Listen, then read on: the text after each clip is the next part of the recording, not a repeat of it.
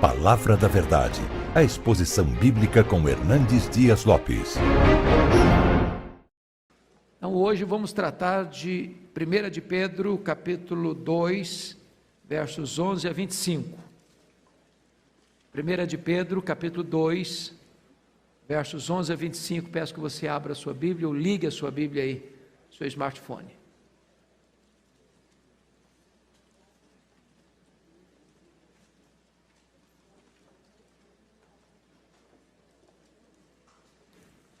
Primeira de Pedro, capítulo 2, verso 11.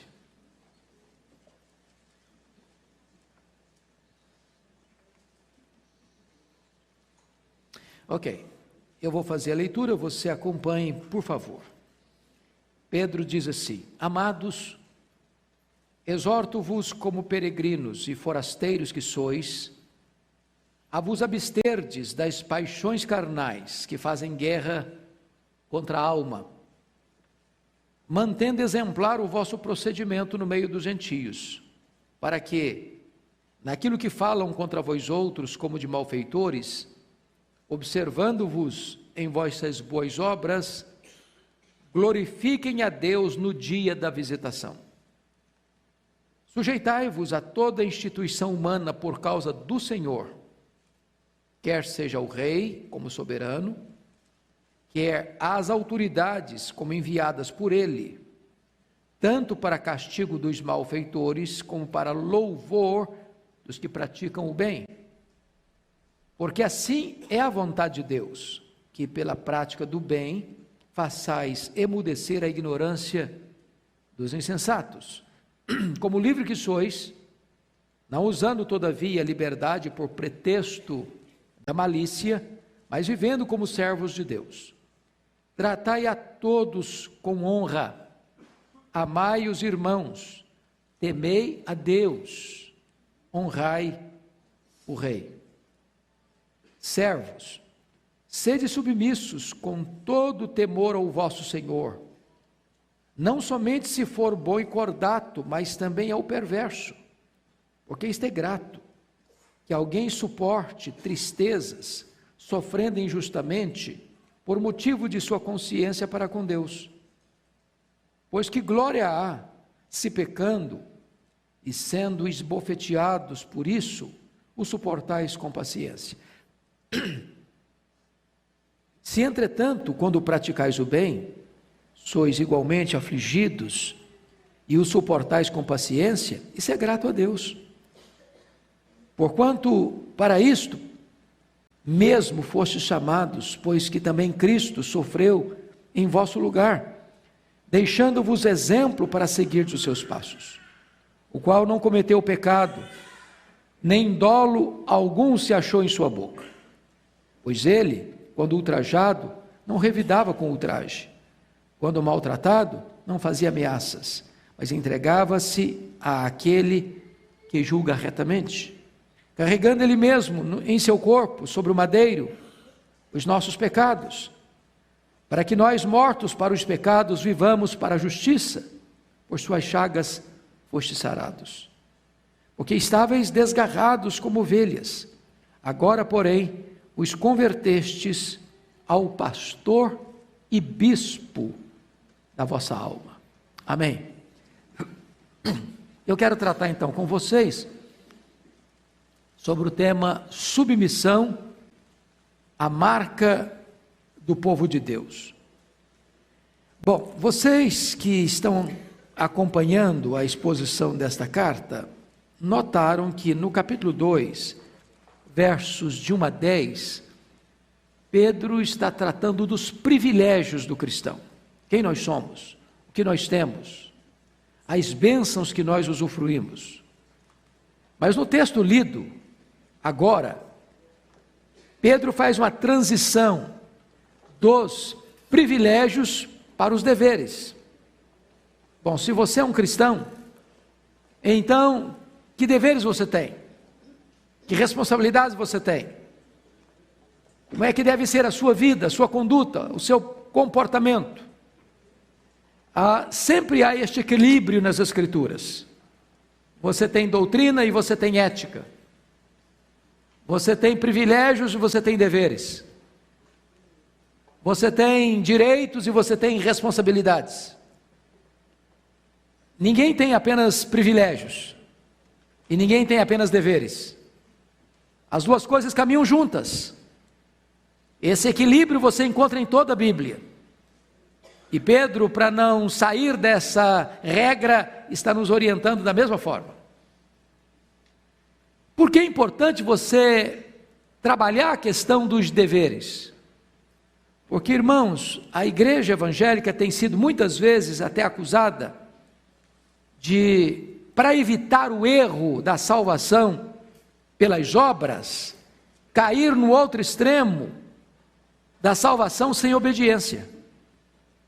E tem muita gente, não, eu sou crente, creio em Jesus.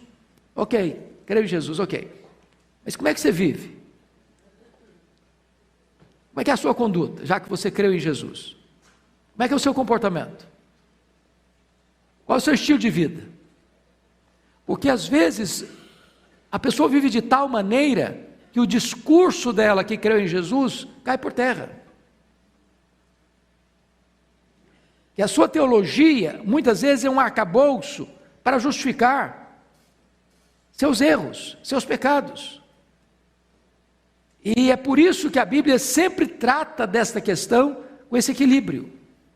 Se você creu em Jesus e você tem privilégios, isso desemboca numa qualidade de vida que você precisa viver a partir de então. Bom, então eu chamo a sua atenção para alguns pontos, entrando agora na exposição do texto. Primeiro, versos 11 e 12, Pedro vai tratar do comportamento do cristão. Quem é o cristão? Vejamos. Primeira coisa é que Pedro diz que o cristão é aquele que é amado por Deus. Ele começa assim, amados. E eu não sei se você já parou para pensar sobre isso. Mas se você é amado, e você é, se você é amado por Deus, e de fato você é, então isso faz uma diferença enorme. Os puritanos diziam lá no século XVII assim: achas pouco o fato de seres amado por Deus? Se Deus é a pessoa mais importante do universo, e é mesmo, e se Deus ama você, e ama mesmo, você acha isso pouco? Você acha isso coisa pequena? Então Pedro começa a afirmação dele com respeito ao comportamento cristão, dizendo assim, que você é uma pessoa amada. Mas em segundo lugar, os cristãos, além de amados, diz ele, exorto-vos como peregrinos e forasteiros que sois. Uma vez que você é amado, você agora precisa ser exortado. E antes de ser exortado, você precisa ainda entender outra coisa. Quem você é? Primeiro, você é o quê? Um peregrino. Essa palavra peregrino aqui significa residente estrangeiro. Você mora numa pátria, mas aquela pátria não é a sua pátria. Você não é daquele lugar. Você mora ali, você se estabeleceu ali, mas ali não é o seu país. Quando Pedro está dizendo isso, você é um forasteiro, você está aqui, você mora em São Paulo, você mora no Brasil, você é um brasileiro, mas embora morando no Brasil, em São Paulo e sendo um brasileiro, você habita num país onde não é a sua cidadania permanente. Sua pátria está no céu. Você é como aqueles patriarcas que caminham em busca da verdadeira pátria, cujo arquiteto e fundador é Deus. Essa é a primeira consciência que eu preciso ter, de que aqui eu sou um residente temporário, que aqui não é a minha verdadeira pátria, aqui não é o meu verdadeiro lar, aqui não está a minha verdadeira herança. Eu estou a caminho da minha verdadeira pátria. Eu sou o quê? Um peregrino.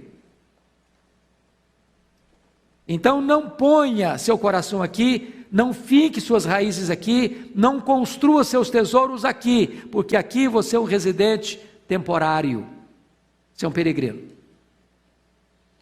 Mas notem mais, que Pedro diz: amado, exorto-vos como peregrinos e forasteiros. Agora a palavra forasteiro, ela diz um pouco mais. O contexto aqui, irmãos, é de que os cristãos estavam sendo perseguidos, perdendo suas propriedades, suas casas, seus bens, e desinstalados do seu ambiente, do seu habitat. E eles não só não tinham pátria permanente, mas não tinham residência permanente. Louvado seja Deus, você e eu não estamos vivendo essa realidade. Você compra uma casa, você compra um apartamento, você recebe uma escritura, e ninguém invade a sua casa lá dizendo: vai embora daqui. Louvado seja Deus, nós não estamos nesse regime. Louvado seja Deus, você sai da sua casa e vem para a igreja, sem ninguém pedir documento, sem ninguém te parar no meio do caminho, para dizer assim: para onde você está indo? O que você vai fazer?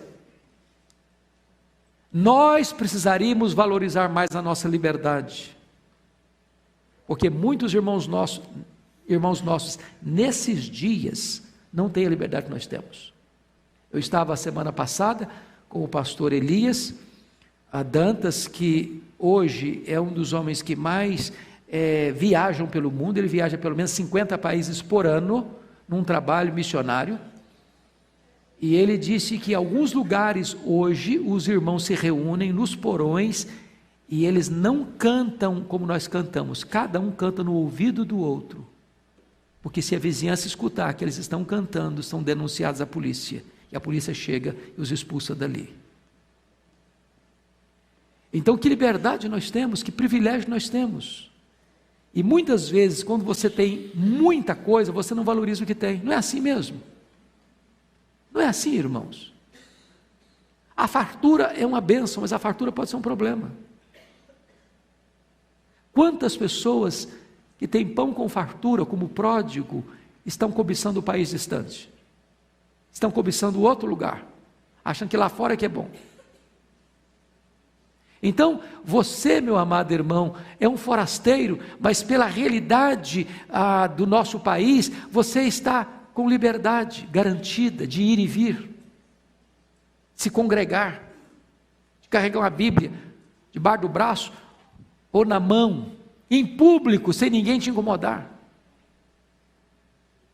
Isso é um privilégio nosso. Pois bem, mas agora Pedro vai dizer o seguinte: depois que ele diz quem nós somos, ele vai dar a sua exortação, e ele fala de exorto-vos. Que tipo de exortação?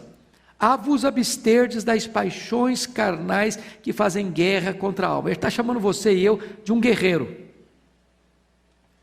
E ele está dizendo que as paixões carnais fazem guerra contra quem? Contra a nossa alma. Agora, o que são paixões carnais? É claro que nós, muitas vezes, fazemos uma leitura muito limitada e superficial do que sejam paixões carnais. Quando eu falo paixão carnal, o que vem na sua cabeça de imediato? Os problemas da depravação sexual, não é não? Não é isso que vem de imediato? Porém, paixões carnais vão além dos pecados sexuais, seja do adultério, seja da pedofilia, seja da relação homoafetiva, seja do sexo bestial com animais, ou seja, do masoquismo, sadomasoquismo, dessas maluquices todas aí. Se você ler a carta aos Gálatas, no capítulo 5, 19 a 21, Paulo trata lá das obras da carne. Notem comigo que está escrito assim: mas, ora, as obras da carne são conhecidas e são prostituição, impureza, lascívia, os 3 primeiros pecados ligados a sexo. Depois ele continua a lista dizendo o seguinte: idolatria, feitiçaria, 2 pecados ligados ao desvirtuamento do culto. Depois ele vai citar vários outros pecados de ordem de relacionamento: inimizades, porfias, ciúmes, iras, discórdias, dissensões, facções, invejas, obras da carne, paixões carnais. Depois ele vai citar outros pecados da ordem de domínio próprio. Ele chama aí de quê? Bebedices e glutonarias, e coisas semelhantes a essas. Então preste atenção que paixões carnais que fazem guerra contra a alma não é só problema de sexo, não. Como é que você lida com ciúmes? Como é que você lida com mágoa? Como é que você lida com ira? Como é que você lida com a língua, maledicência? Como é que você lida com bebida alcoólica? Como é que você lida com glutonaria? Como é que você lida com inveja?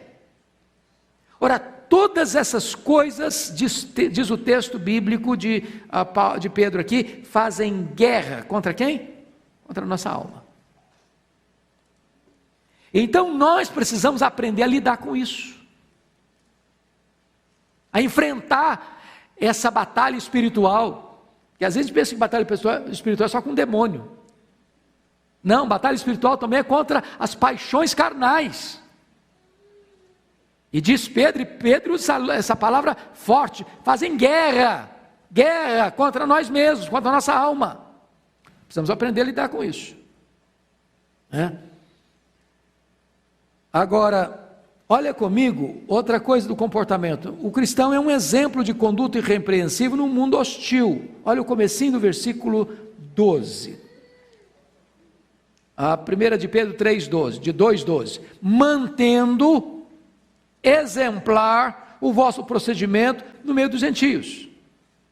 Ou seja, enquanto as paixões carnais estão guerreando contra a sua alma, contra você, nessa conjuntura de batalha espiritual, de guerra espiritual, e você é um guerreiro, você precisa manter o quê?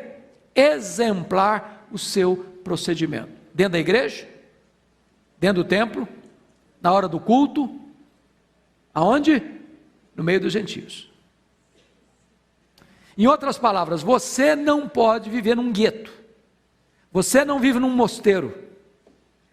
A vida cristã não acontece aqui dentro a gente vem para cá para abastecer, para recarregar as baterias, para abastecer o tanque. Não é isso mesmo? Aí você volta para sua casa, volta para sua escola, volta para o seu trabalho, volta para os seus relacionamentos da família, com seus vizinhos. É lá que a coisa acontece. Lá você é hostilizado, lá você é criticado, lá você é xingado, lá você enfrenta batalha muito grande, e lá, apesar de tudo, você precisa manter exemplar o quê? Seu procedimento. Você é um cristão. Então notem vocês, meus amados irmãos, que se eu sou um cristão, a evidência de ser um cristão é a minha vida, é o meu testemunho, é o meu exemplo, não dentro da igreja, porque é muito fácil ser crente dentro da igreja. Aqui o ambiente é favorável, aqui todo mundo trata você bem. Aqui, se alguém trata mal, você chega lá e fala: o pastor, aquele fulano lá me tratou mal, o senhor dá um jeito nele, eu aperto o parafuso dele. Mas lá no seu trabalho, não. Lá alguém está querendo puxar seu tapete, lá alguém está querendo tomar o seu lugar. Lá você precisa suar a camisa para ficar firme. Agora, Pedro ainda vai nos informar aqui que o argumento irresistível de Deus no mundo, e o seu argumento irresistível no mundo, é o seu testemunho. Olha comigo a parte B do versículo 12. Mantendo exemplar o vosso procedimento dos gentios, para que, naquilo que falam contra vós outros, como de malfeitores, observando-vos em vossas boas obras, glorifiquem a Deus no dia da visitação. Ou seja, naquela época os cristãos eram mal falados. Por que eles eram mal falados? Primeiro, os cristãos viviam num mundo politeísta. Todo mundo adorava muitos deuses. Aí o cristão chega e diz: não, eu só adoro a Deus, não adoro mais ninguém. Eles eram chamados de infiéis.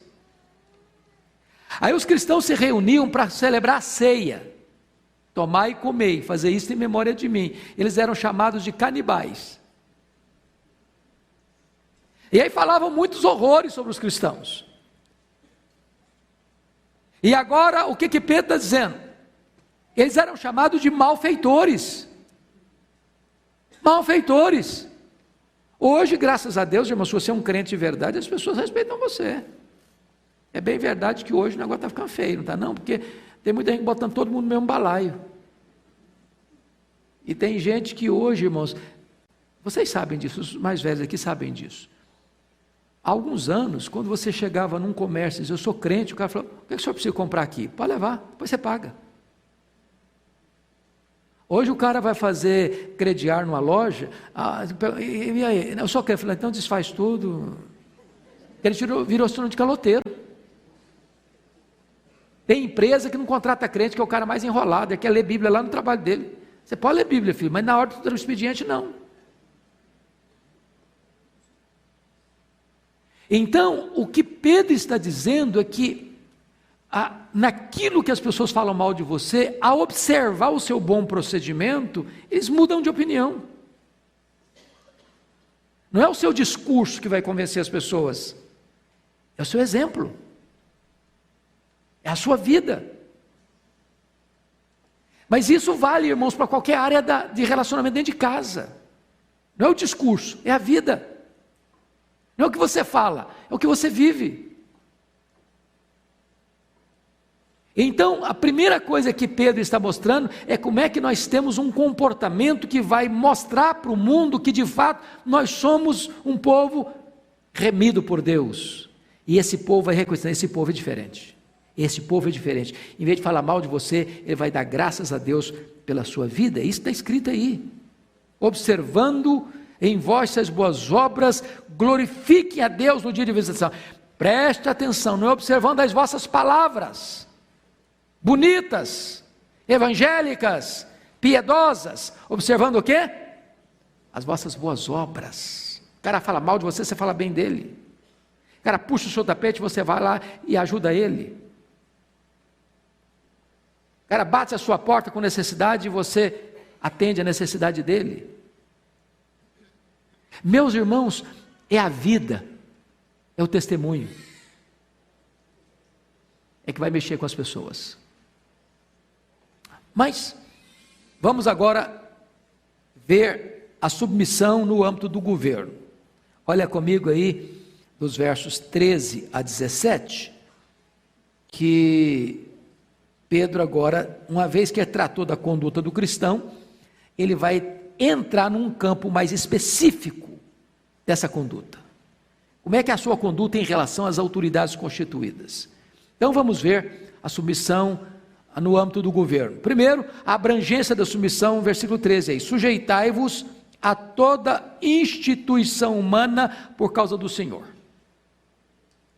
O que significa isso? Significa que o crente não pode ser um anarquista. O crente não pode ser um rebelde. O crente é alguém que compreende que Deus instituiu a família, a igreja e o Estado. O crente é alguém que compreende que toda autoridade constituída é constituída por Deus. E resistir esta autoridade apenas por resistir é resistir ao próprio Deus.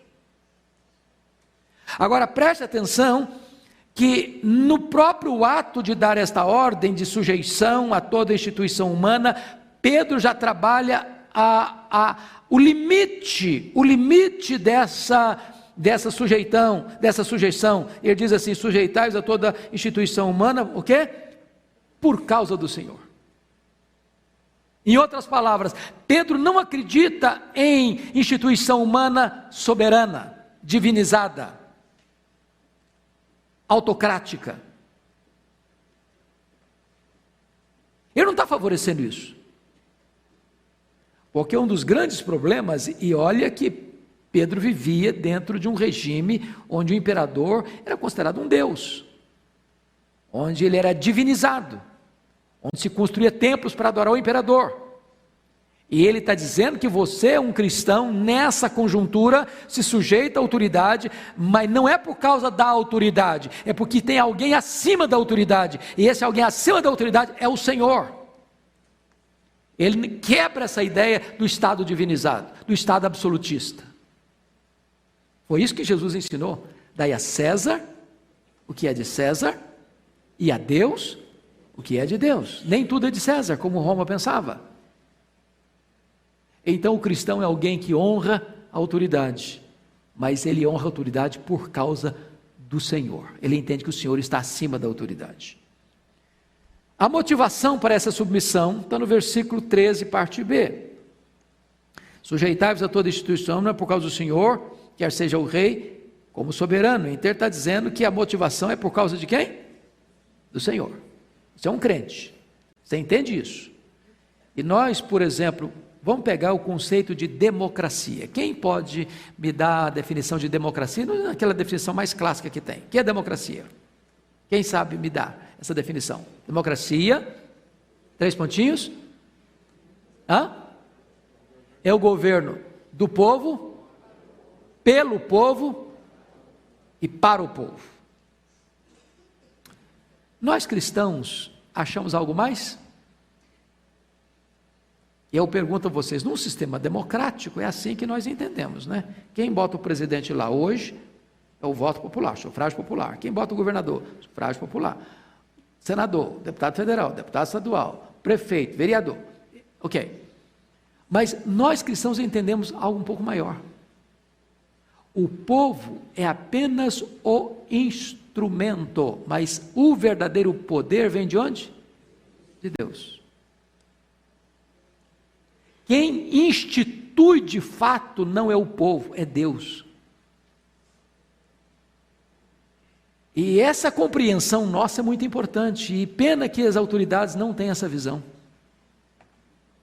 Que eles governam debaixo do governo de Deus, que eles precisam entender que eles estão debaixo de autoridade. Essa é a motivação. Em outras palavras, está aqui tirando a divinização do Estado, como os apóstolos entenderam lá com Sinédrio. Antes importa obedecer a Deus e aos homens. Mas os níveis dessa autoridade, está aí no versículo 13, ele diz, quer ao rei como soberano, quer as autoridades como enviadas por ele. Então preste atenção. Ele está falando no Império Romano, onde tem um imperador, e onde tem pessoas debaixo dessa autoridade, seja o Senado na época, ou seja as outras instituições governamentais para manter a ordem. Então cabe ao cristão ser um cidadão que respeita as autoridades constituídas nos seus diferentes níveis, nos seus diferentes estratos de poder. Ou seja, o cristão é alguém que não contraria a ordem, ele não é um subversivo. Essa é a linguagem de Pedro, a linguagem de Pedro. Mas é muito importante que Pedro está também alinhado na mesma fala do apóstolo Paulo, quando ele diz no verso 14, qual é o dever da autoridade. Olha aí comigo. Tanto para castigo dos malfeitores, como para louvor dos que praticam o bem. Vamos entender isso aqui, irmãos. Paulo, escrevendo aos Romanos, no capítulo 13, ele diz que as autoridades são ministros de Deus. E a palavra ministros lá é diáconos. O presidente, o governador, o senador, o deputado federal, o deputado estadual, o prefeito e o vereador são diáconos. O que é um diácono? Nós temos na igreja presbiteriana diáconos. Quem são os diáconos? São aqueles que servem. E não é uma desonra servir, porque o nosso glorioso Redentor, sendo o Senhor, se fez servo. Ele não veio para ser servido, ele veio para servir. Então, os nossos representantes políticos, eles precisam entender isso, a missão deles é servir. Eles são diáconos de Deus para servirem quem? O povo. Mas qual é a natureza desse serviço?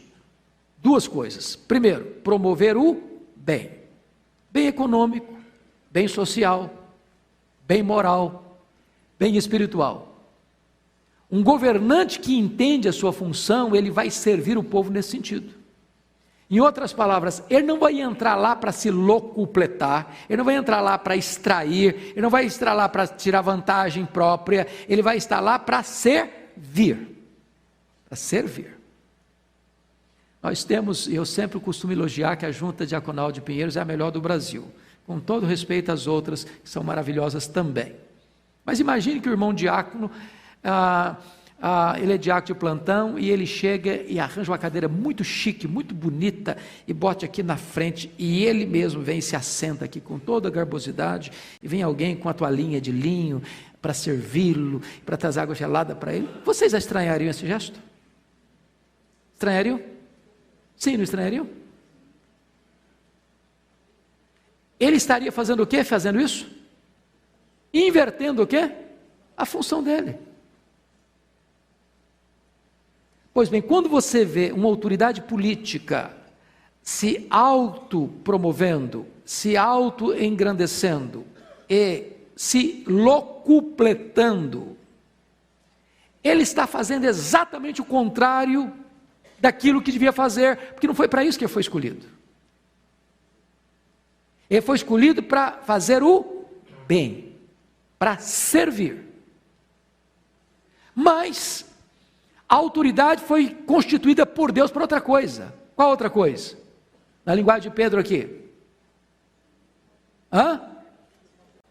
Para castigo dos malfeitores. Agora preste atenção numa coisa.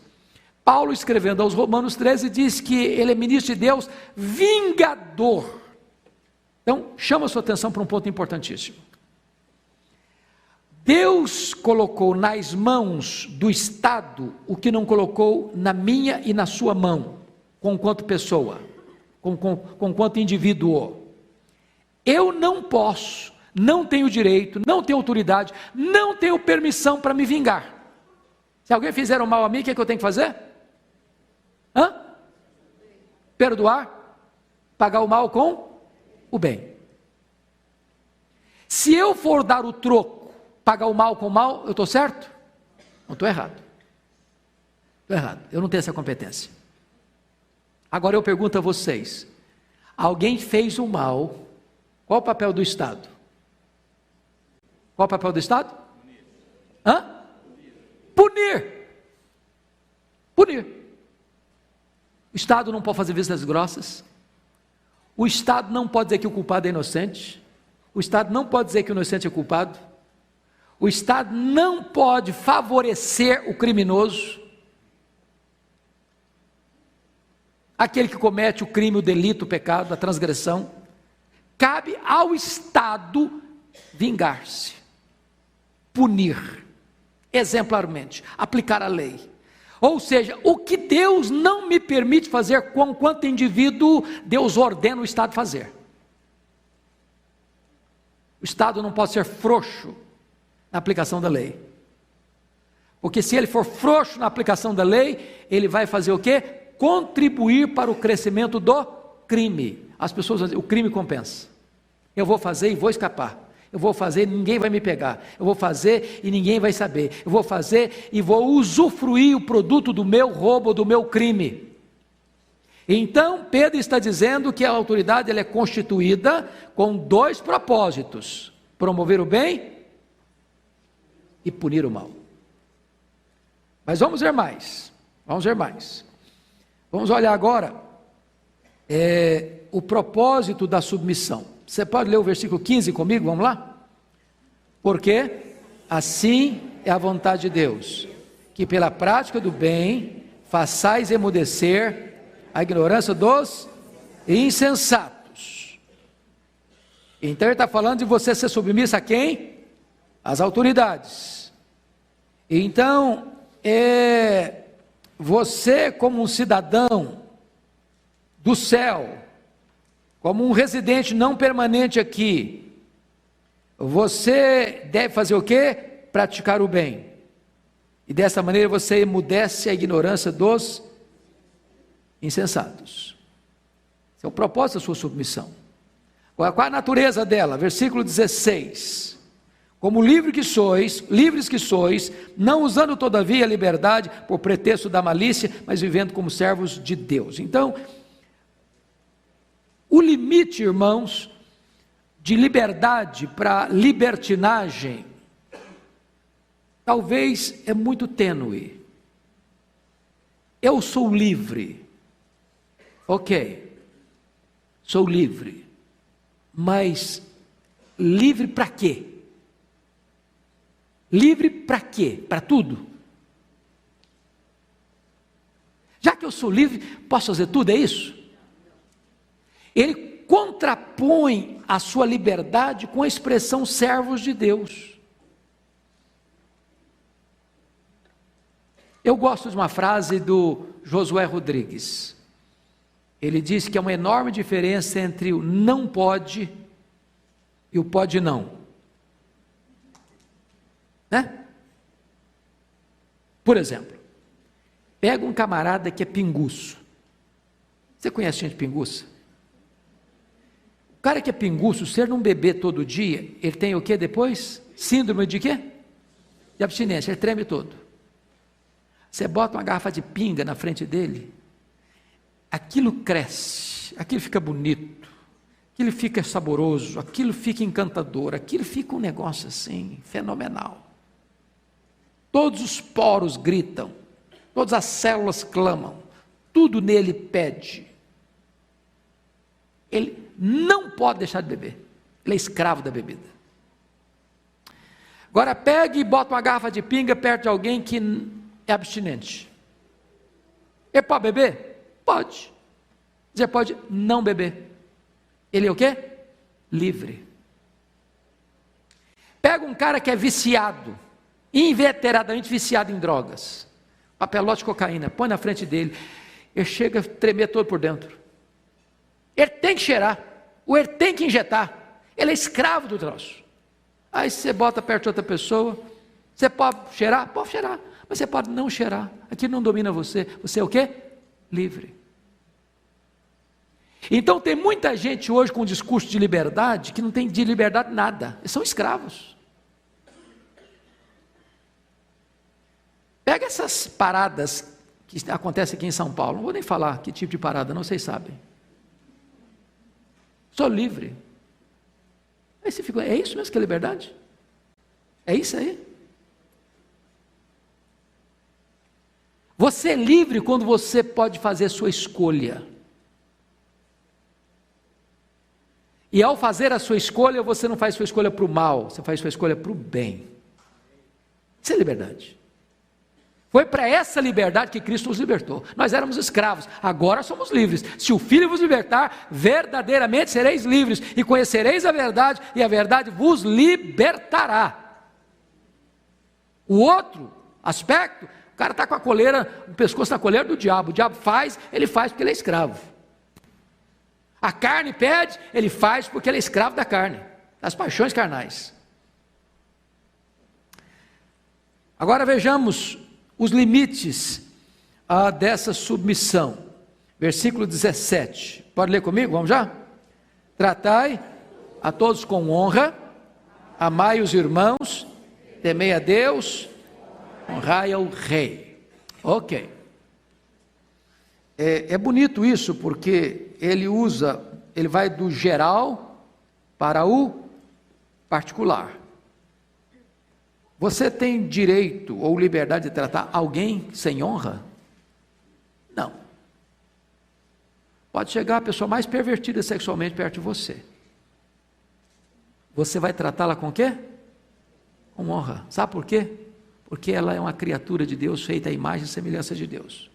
Ela pode estar toda disfuncional, toda distorcida, mas é um ser criado por Deus à semelhança de Deus, carrega a imagem de Deus, e você precisa tratar essa pessoa com o quê? Com honra. Quando a mídia hoje chama os evangélicos de homofóbicos, isso não é verdade. Não é verdade. A postura evangélica é tratar todos com honra. Isso não significa que você apoia, que você concorda, que você subscreve, que você promove. Mas, não obstante você discordar de uma pessoa, você a trata com honra. Trate a todos com honra. E se você perceber, é a mesma palavra que ele vai usar para o rei: honra o rei. Ou seja, você dá o mesmo tratamento para a pessoa mais simples do mundo, ou a pessoa mais chafurdada no pecado do mundo, ao tratamento que você dá à pessoa no topo da pirâmide social, ao rei.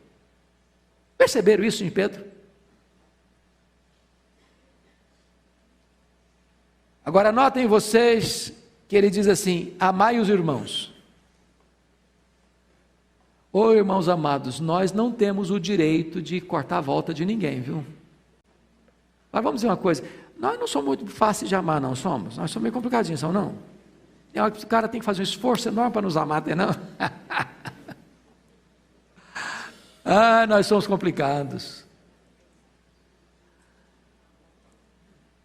Mas você ama o seu irmão, mesmo que você olhe para ele e fale: rapaz, você é chato, hein, cara? Mas eu te amo assim mesmo. E o cara olha para você: cara, você é ruimzinho de serviço, mas eu te amo assim mesmo, pronto. A gente se ama. Nós somos uma família. E eu te pergunto: quando você ama a sua família, você não só uma família que ela é perfeita, maravilhosa? Quem tem uma família perfeita, maravilhosíssima? Tem alguém aqui que tem? Então dou endereço para nós, que a gente tem que aprender com vocês. Mas você ama a sua família assim mesmo. Você ama a sua família assim mesmo. Nós amamos uns aos outros, irmãos. Não é porque a gente é todo mundo legal demais da conta, nós somos ruinzinhos mesmo, mas amamos uns aos outros. Amai os irmãos. Com respeito a Deus, o que você tem que fazer? Temei a Deus. A Bíblia não diz que você tem que temer o rei. Você tem que temer a Deus. Quem teme a Deus não teme aos homens. Preste atenção nisso. Quem teme a Deus não teme aos homens. Foi isso que os cristãos revolucionaram o Império Romano, e o Império Romano teve que se curvar ao cristianismo. O camarada chegava e falava: eu te mato. O senhor pode me matar, mas eu temo a Deus. Te jogo para as feras. O senhor me joga para as feras, mas eu temo a Deus. Eu vou açoitar você. O senhor vai me açoitar, mas eu temo a Deus.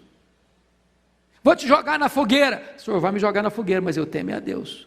Eu vou te crucificar. O senhor vai me crucificar, mas eu temo a Deus. Perceberam?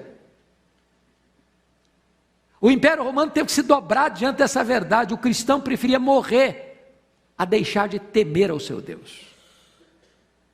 Essa é que é a diferença. O rei, eu honro o senhor. O senhor é a autoridade constituída. Mas a minha devoção é a Deus. É a Ele que eu temo. É a Ele que eu sirvo. É a Ele que eu adoro. Pois bem, agora vamos passar para outra fase, que é a submissão no âmbito do trabalho. Versículos 18 ao versículo 20. Preste atenção nisso. Antes de entrar nisso aqui, é preciso entender o contexto. Nós estamos falando do contexto do Império Romano. E no Império Romano, irmãos, havia, na época que Pedro escreveu esse texto, cerca de 60 milhões de escravos. A maior parte da população era composta de escravos. O cristianismo não veio atacando frontalmente o sistema porque ele promoveria uma guerra sangrenta. O cristianismo venceu a escravatura pela sua doutrina, pelo seu ensinamento, pelo seu exemplo, pela sua postura. Então, é preciso que você tenha isso como pano de fundo para você entender o que Pedro vai dizer aqui. Então vamos lá, versículo 18. Servos, Sede submissos com todo temor ao vosso Senhor, não somente se for bom e cordato, mas também ao perverso. A palavra servo aqui não é doulos, nem diáconos. A palavra servo aqui é uma palavra que vem da palavra casa, oikos. A ideia aqui é daquele escravo que trabalhava na casa do seu senhor, que servia à mesa do seu senhor. E muitas vezes um cristão, e a maioria dos cristãos no primeiro século eram escravos, entenda isso, eram escravos. O seu senhor não era crente, o seu senhor não era cordato, o seu senhor não era amável, o seu senhor era um cara carrancudo, o seu senhor era um cara cruel.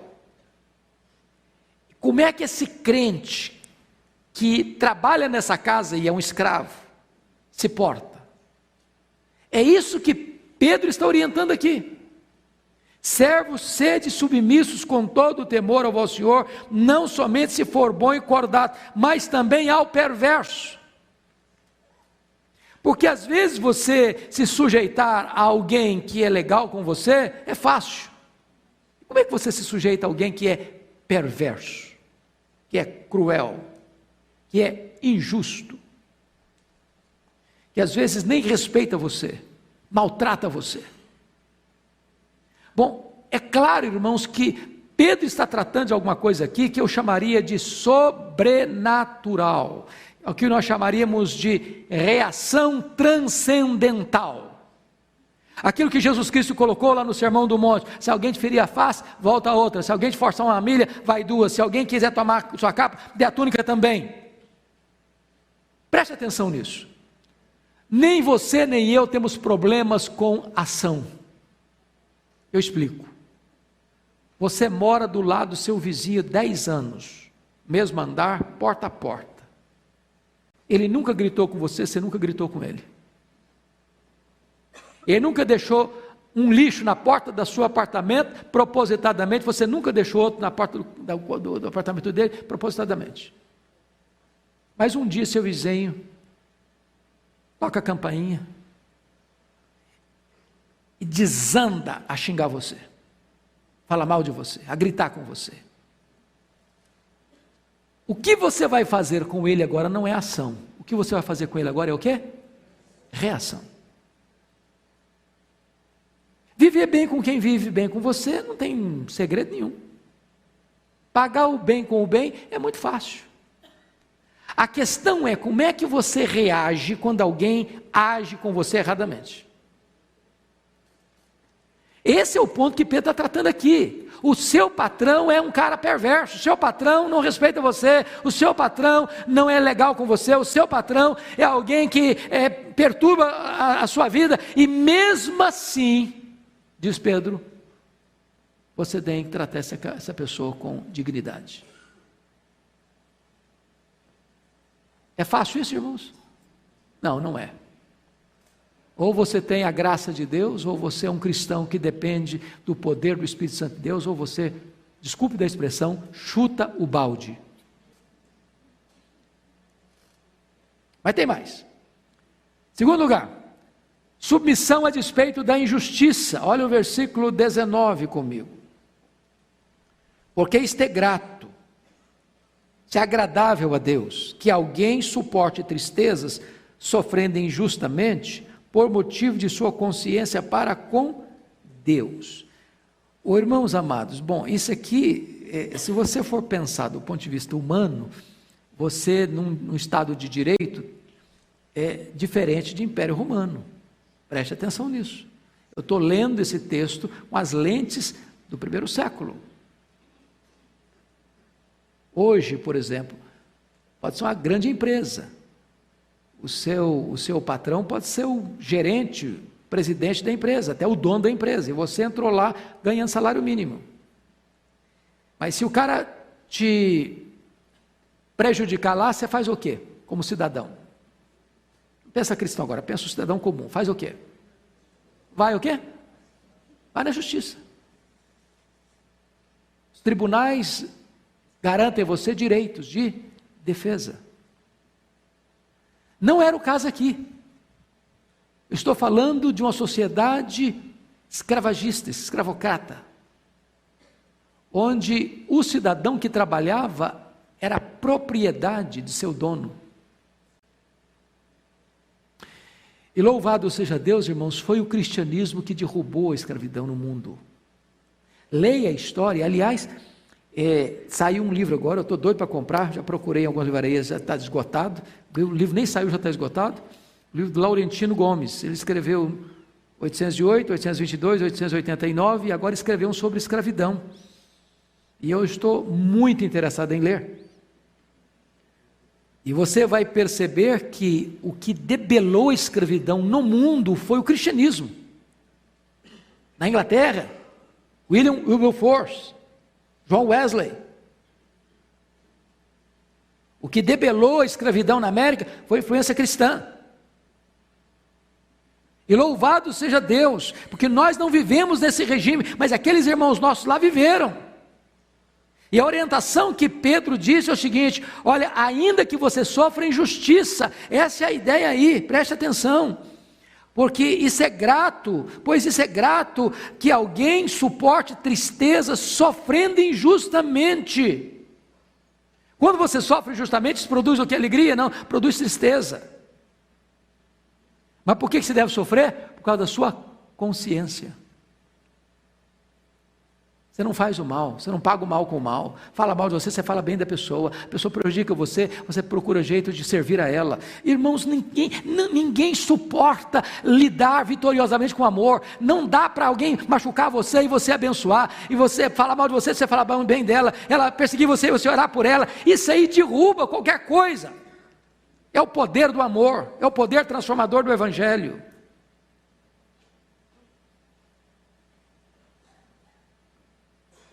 Mas veja mais, submissão a despeito da aflição, versículo 20, você pode ler o 20 comigo, vamos lá?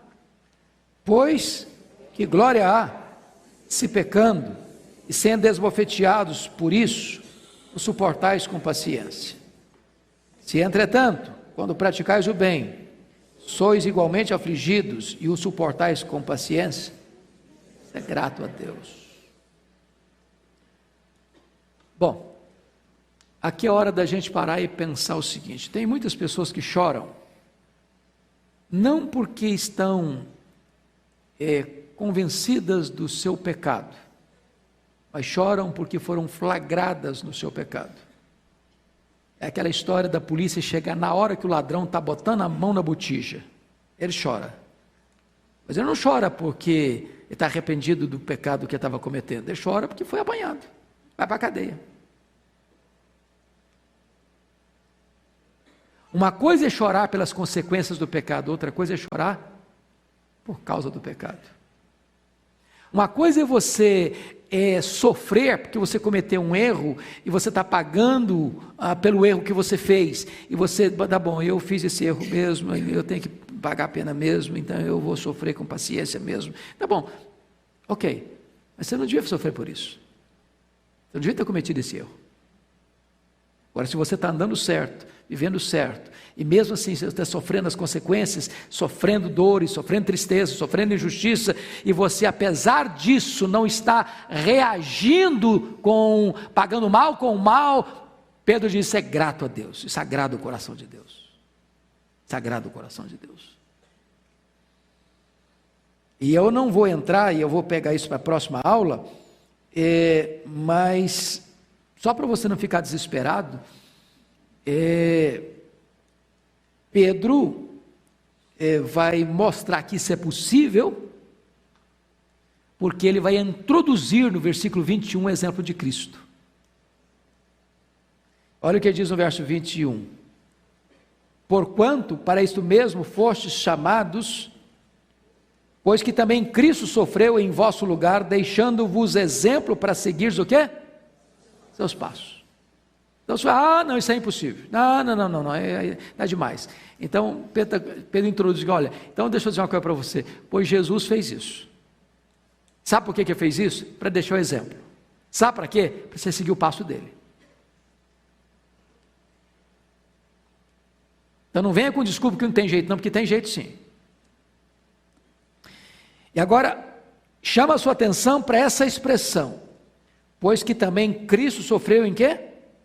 Em vosso lugar. Irmãos, isso aqui a gente chama de o sofrimento expiatório de Cristo, substitutivo de Cristo. A morte de Cristo, os sofrimentos vicários de Cristo foram substitutivos. Ele sofreu e ele morreu no seu lugar.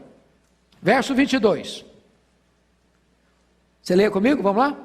O qual não cometeu pecado, nem dolo algum se achou em sua boca. Então, ele, Jesus, preste atenção nisso, não sofreu por erros que ele cometeu. Esse é o ensino de Pedro. Ao sofrer, não sofra por erros que você cometeu. Ao sofrer, sofra apesar de você estar vivendo uma vida exemplar. Porque ao sofrer por estar vivendo uma vida exemplar, você está nas pegadas de Cristo. Ele não cometeu pecado, nem dolo nenhum se achou em sua boca. Bom, mas ele está falando de dolo no que tange ao sofrimento. Pensa comigo em Jesus sendo surrado lá no Sinédrio judaico naquela noite que foi preso no Getsemane. Agora pense comigo Jesus sendo espancado violentamente lá no pretório romano, apenas para agradar os judeus, porque o que mandou surrá-lo estava convencido de que ele era inocente. Agora pense Jesus caminhando para a cruz, pelas apinhadas e estreitas ruas de Jerusalém, debaixo de apupos e vaias de uma multidão ensandecida. Agora pense Jesus crucificado entre dois ladrões, e quando os dois no começo estavam zombando dele também.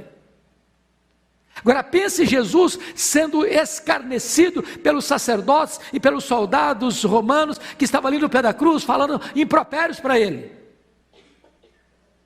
É isso que Pedro está dizendo, o qual não cometeu pecado, nem dolo algum se achou em sua boca. Agora vamos para o verso 23, leia o 23 comigo. Pois ele, quando ultrajado, não revidava com ultraje, quando maltratado, não fazia ameaças, mas entregava-se àquele que julga retamente. Eu estou falando de ação ou de reação aqui? Reação. Reação. O que é ser ultrajado, hein? Desfeiteado, escarnecido, humilhado. E as pessoas escarneciam dele, e ele revidava com o quê? Com outro ultraje? Não. Não revidava ultraje, com ultraje. Quando maltratado, o que é maltratado aqui? Bateram nele, cuspiram nele, arrancaram a barba dele, cravaram a coroa de espinho nele, botaram uma cruz pesada nas costas dele, e ele já todo machucado, chicotearam-no pelo caminho afora, cravaram um prego nas mãos dele, amarraram e cravaram um prego nos pés dele, e ele 6 horas suspenso ali entre a terra e os céus, sede, cãibras, dores. O que é que ele faz? Maltratado, quando maltratado, não fazia o quê? Ameaças. Com um só olhar ele fuzilaria todo mundo, com a sua palavra ele mataria todo mundo, mas ele não fez o quê? Ameaças. Ao contrário, o que é que ele fez? Entregou-se àquele que julga retamente. Aí Pedro está dizendo o seguinte: vocês têm que fazer o quê? Seguir os seus passos. Quando chega no verso 24, irmãos, ele mostra a morte vicária de Cristo. Isso para mim é um dos textos mais ricos das Escrituras. Você leu o 24 comigo? Vamos lá? Carregando ele mesmo em seu corpo, sobre o madeiro, os nossos pecados, para que nós, mortos para os pecados, vivamos para a justiça. Por suas chagas fostes sarados. O sacrifício de Cristo, irmãos, foi vicário. E no dia que você entender o que significa isso, que lá no Sino de Dort chamaram de expiação limitada, você vai ter o seu coração descansado em Deus. Porque a grande ideia é, Jesus morreu apenas para possibilitar a sua salvação, ou Jesus morreu em seu lugar, por você, para comprar você, para remir você para Deus.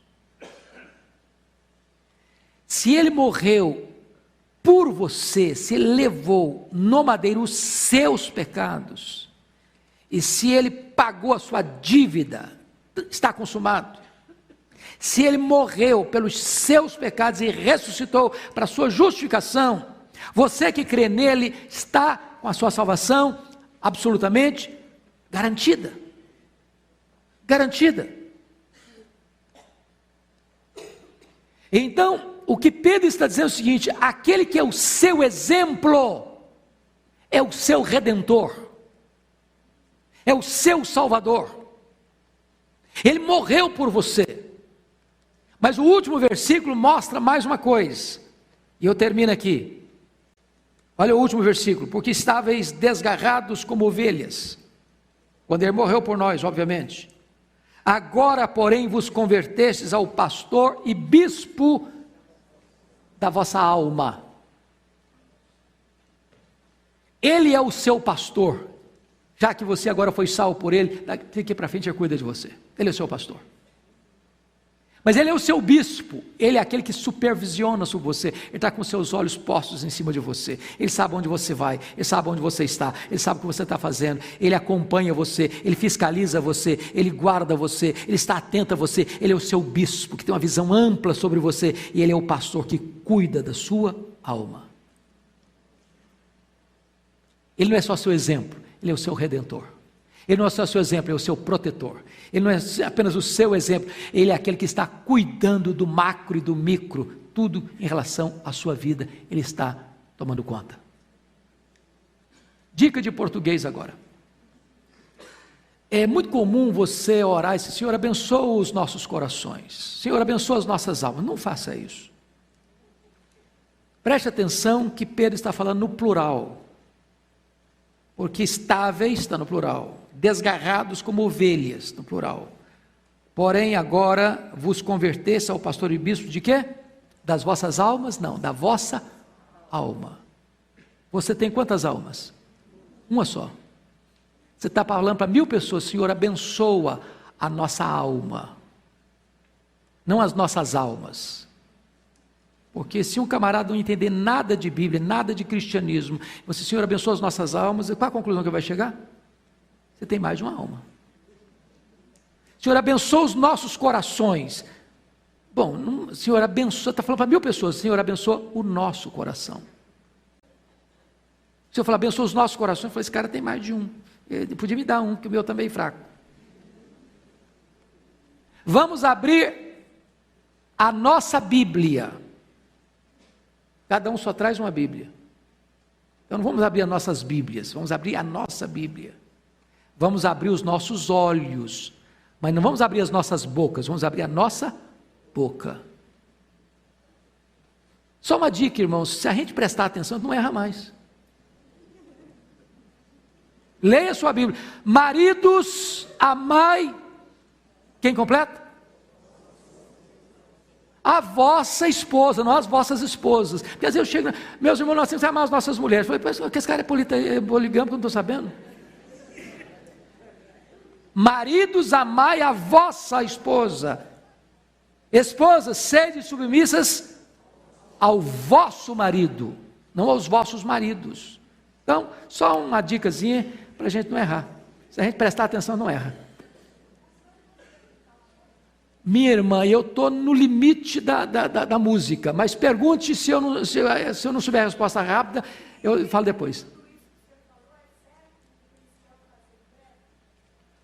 É certo, se a greve for justa, dentro do nosso direito, um cristão não deva fazer greve por greve, ele não deve se rebelar, mas dentro do nosso contexto, se é legítimo, se é lícito, se tem um bom propósito, sim, Porque disse a vocês que o governo ele tem dois propósitos: promover o bem e coibir o mal. Se o governo, as autoridades constituídas, em vez de promover o bem, promove o mal e coíbe o bem, cabe ao cristão alertar a autoridade. Então, o cristão não é subserviente, ele é submisso.